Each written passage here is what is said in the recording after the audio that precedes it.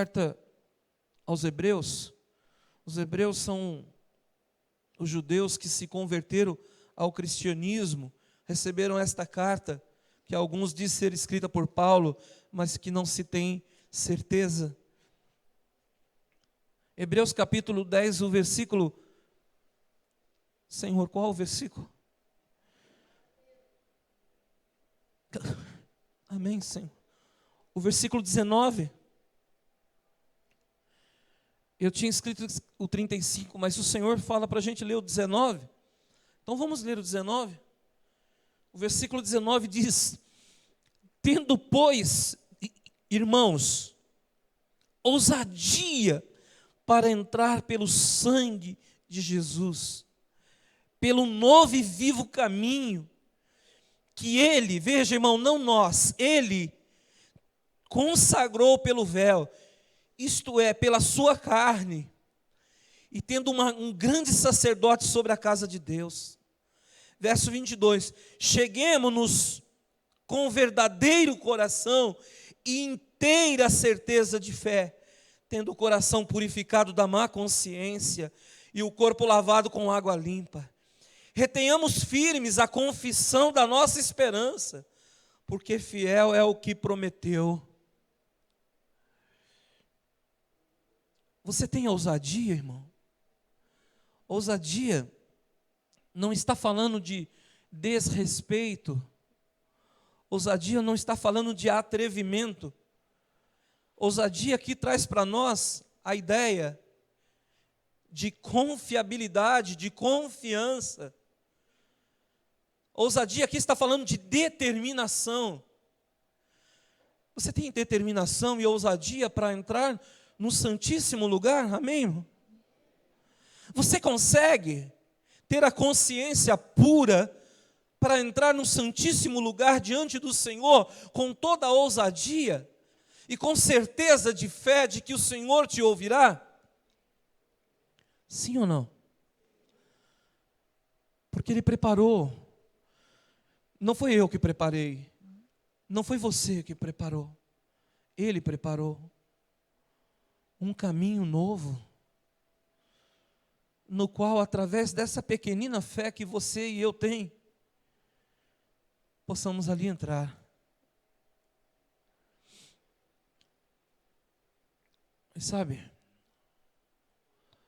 nós somos como um grande elefante, que às vezes não consegue medir o tamanho da sua força, e que às vezes é condicionado pelas circunstâncias aparentes apresentadas pela vida. Quem está entendendo o que eu estou dizendo? O elefante, ele às vezes, quando treinado e criado no zoológico, eles amarram ele numa grande corrente, mas que é insuficiente para segurar aquele animal. E todas as vezes que o elefante puxa a sua perna, eles batem com uma marreta no joelho do elefante para que ele sinta dor. E ele sente uma dor terrível, porque o joelho é uma articulação que dói muito. Se dói no ser humano, que dirá num animal de 3.500 quilos. E eles batem com muita força com aquela marreta no joelho do elefante, todas as vezes que ele faz isso com a perna, ó. E depois de bater muitas vezes no joelho do elefante, ele fica condicionado e agora não precisa mais de uma corrente, mas eles com um pequeno cordão ou uma pequena corda amarra a patinha do bicho e coloca ele encostado na parede, e ele, quando levanta a patinha para tentar se mover, ele tem medo da dor da marreta, então ele abaixa a pata e continua parado no mesmo lugar. Às vezes o diabo, e eu não sou advogado dele, e não dou um pingo de valor para ele, porque ele não tem valor algum, mas ele lança os seus dardos, ele cria circunstâncias, e nós ficamos tão condicionados como um elefante. Nós precisamos tomar determinadas atitudes, mas não conseguimos tomar, porque temos muito medo de sentir dor. Às vezes, aquilo que os nossos olhos naturais vê, são ampliados e multiplicados muitas vezes mais em terror. E nós ficamos como aquele elefante, condicionados. E parece que nós não vamos resistir, e parece que nós não vamos conseguir. E nós então, mesmo tendo um poder tão grande quanto um elefante tem, nós temos medo. Quem aqui não tem medo? Todos nós temos medo. Se o elefante soubesse que não vai doer porque o homem da marreta não está lá, e ainda que o homem da marreta estivesse lá, se o elefante soubesse que ele podia, com sua força e com seu peso de 3.500 quilos, puxar aquela corda com corrente e destruir tudo e a todos, muito provavelmente ele não ficaria condicionado àquela parede ou àquele confinamento. Mas o medo trava o elefante. O medo aprisiona ele. Irmão, o inimigo faz isso.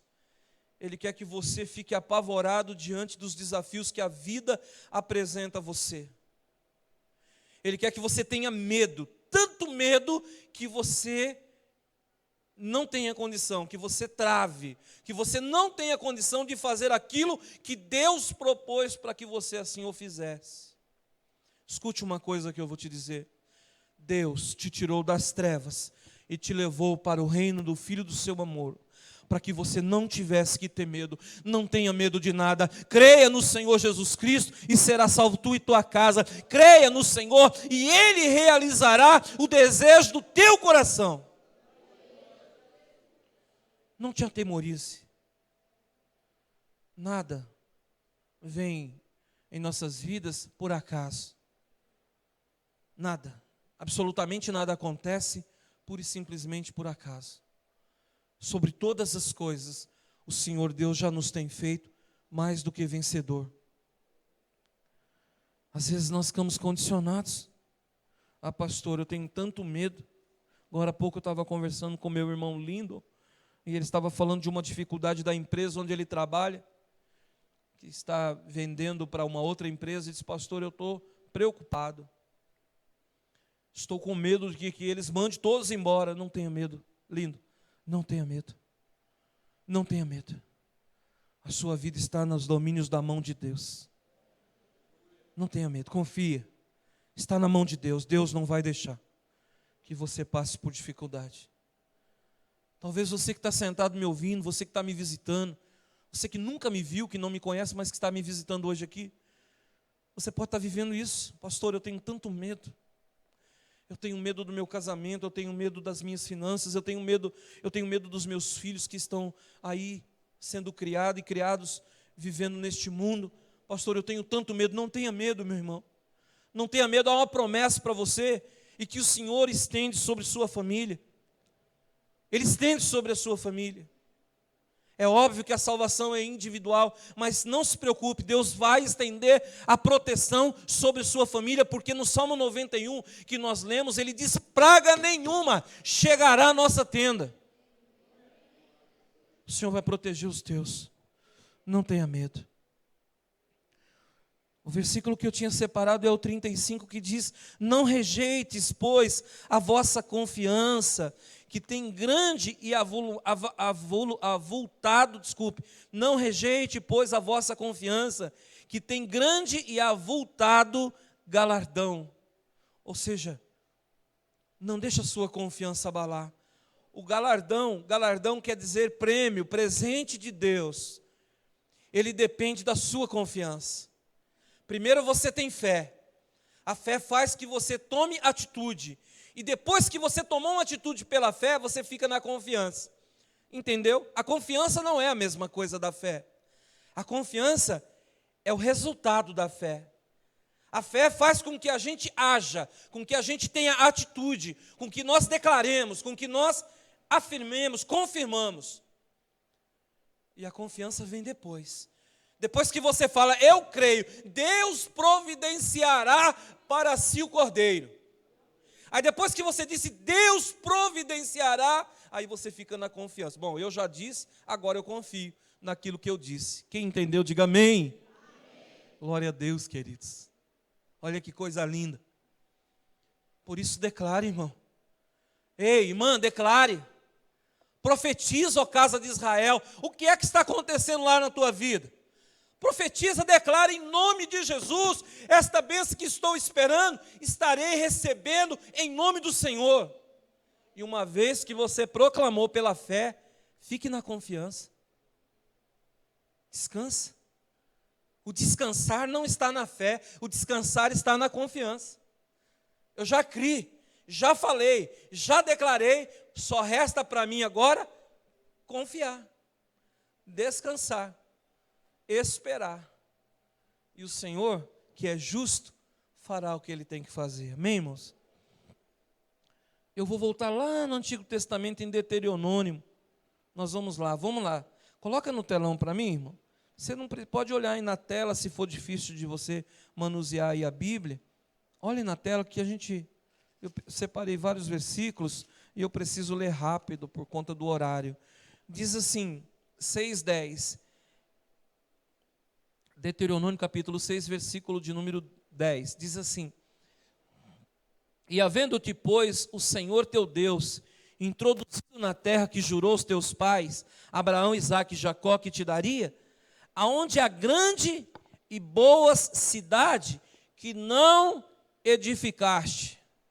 Boas e grandes cidades que não edificaste. Sabe, irmãos, às vezes a gente acha que a gente só pode ter aquilo que a gente luta para ter, não é assim? Mas deixa eu te falar uma coisa. Quando você confia no Senhor e você faz a sua parte, até aquilo que você nem lutou para ter, o Senhor traz e põe na sua mão. O Senhor põe a pessoa certa na hora certa para fazer aquilo que é certo a seu favor. E é claro que você vai fazer a sua parte, sem dúvida. Porque do céu só cai chuva. E ultimamente nem chuva. Mas o Senhor, Deus, conhece a tua necessidade e o seu posicionamento. Quando você age, a pequena fé que Ele te deu, e você declara com palavras ou com as suas atitudes, e a partir daí você confia, o Senhor vai pôr as pessoas certas na hora certa para fazer aquilo que é certo. É aquele texto que nós lemos há pouco que diz, Ele vai trazer à existência aquilo que não existe. Sim ou não? Sim ou não? Toda vez que eu leio esse versículo, trazer à existência aquele que não existe, eu me lembro do Sandro e da Zulmira. Toda vez que eu leio esse versículo. Porque uma vez eu pregando palavra, eu disse, olha, o Senhor vai trazer à existência aquilo que não existe. Quando foi no final do culto, a Zulmira e o Sandro me procurou para orar, e disse, pastor, mas será que Deus vai trazer mesmo, pastor? O senhor fala tanto que Deus vai trazer à existência aquilo que não existe, mas eu ainda estou sem casa para morar. Você tem casa para morar hoje, Zulmira? Tem, não tem? Deus trouxe.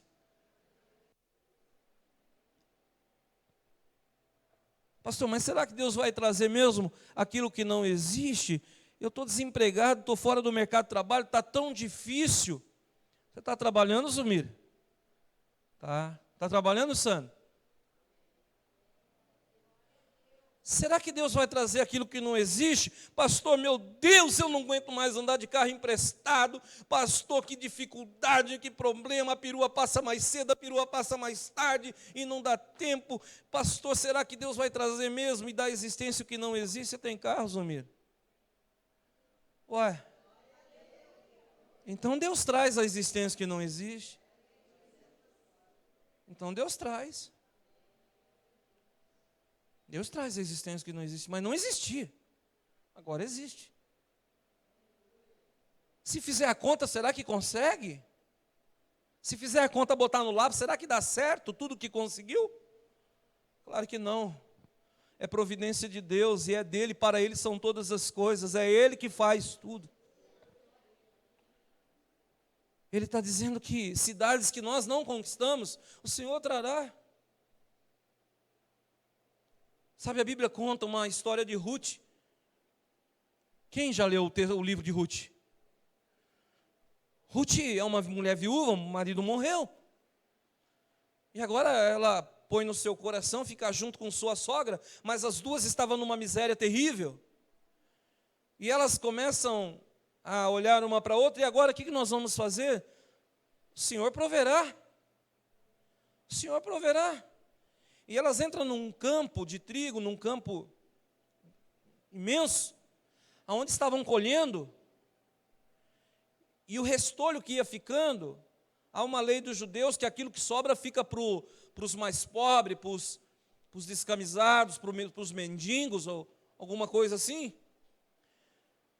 Mas quando eles têm apanhado bastante, às vezes a cultura do judeu é muito rígida, e eles tocam eles de lá.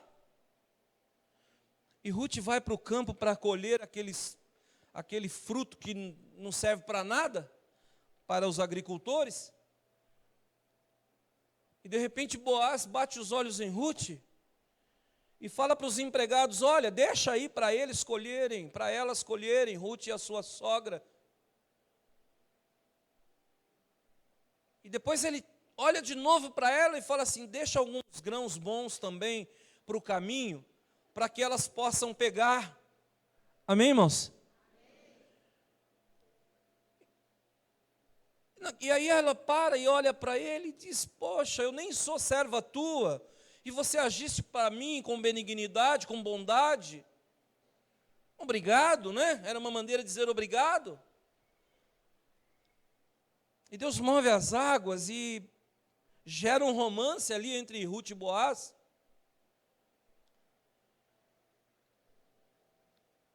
Na próxima colheita, a Ruth, que era uma miserável, que estava comendo do trigo, do restolho, agora ela era dona da terra e dos frutos. Ela casou com Boaz. Deus colocou a pessoa certa na hora certa para fazer aquilo que é certo a favor de Ruth. Amém, irmãos? O que eu quero dizer é que talvez eu e você possa estar pegando o restolho dessa vida. Mas escuta, em algum momento o Senhor Deus vai colocar um Boaz na minha e na sua vida. Em algum momento eu, você, nós que talvez estejamos pegando aquilo que nos sobra, nós também seremos o dono da terra. Posso ouvir um glória a Deus? Nós seremos os donos da terra. Mas para isso eu preciso crer e não posso ter medo. Eu não posso ter medo da circunstância presente, porque a circunstância presente, meu irmão, escute o que eu vou te dizer, não é permanente. Não é permanente. Eu não canso de dizer isso, que nenhuma situação presente é permanente. Às vezes a gente sofre tanto por uma circunstância, amanhã, aquilo que nós sofremos hoje não valeu, foi de nada, foi só sofrimento em vão. Não é assim? Quando jogaram Daniel na cova dos leões, eles acharam que Daniel não ia chegar nem na metade da caverna. O rei sai orando, e para orar, e para chorar, e para jejuar, porque o rei não queria isso. E no dia seguinte o rei aparece lá e diz: Daniel, servo do Deus Altíssimo, acaso o Deus que você continuamente serve e crê, pode te salvar da boca dos leões? Daniel grita lá de dentro: viva o rei para sempre, que o meu Senhor me livrou da boca dos leões. A situação permanente, a presente de Daniel era de que ele não chegaria no meio da caverna, mas a situação mudou. E o que era presente não se tornou permanente. Ele saiu vivo de lá. Mas aqueles que jogaram Daniel de lá foram jogados nos dias seguintes. E eles não tiveram a mesma sorte. Quando Jesus estava na cruz do Calvário, as pessoas balançavam a cabeça e diziam: puxa vida, salvou a tanta gente, salva-te mesmo, desce daí da cruz se você pode. Manietavam a cabeça, diz a Bíblia. Satanás fez um festão lá no inferno, creio eu. Acho que devia ter pagode lá, porque pagode não deve ser de Deus.